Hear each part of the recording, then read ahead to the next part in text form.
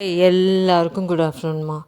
இன்றைக்கி நான் என்ன சமைச்சேன்னு பார்க்கலாம். இன்றைக்கி வந்து ஒயிட் ரைஸ், அதுக்கப்புறம் பார்த்திங்கன்னா பீர்க்கங்காய் கூட்டு, பீர்க்கங்காய், கடலைப்பருப்பு, வெங்காயம், தக்காளி, பச்சை மிளகா, மஞ்சத்தூள் இதெல்லாம் போட்டு செஞ்சது. பீர்க்கங்காய் உடம்புக்கு ரொம்ப ரொம்ப நல்லது.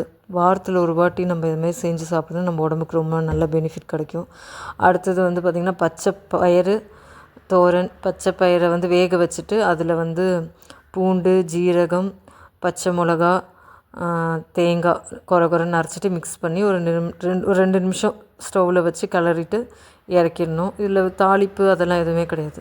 நல்லா டேஸ்ட்டாக இருக்கும். இது கேரளா சைட் டிஷ்ஷு. ரொம்ப நல்லாயிருக்கும் சாப்பிட்றதுக்கு. அது மட்டும் இல்லாமல் இது நல்ல ப்ரோட்டீன் கூட, உடம்புக்கு ரொம்ப ரொம்ப ஹெல்தியான ஃபுட்டு. அடுத்தது பார்த்திங்கன்னா இது வந்து பக்கோடா.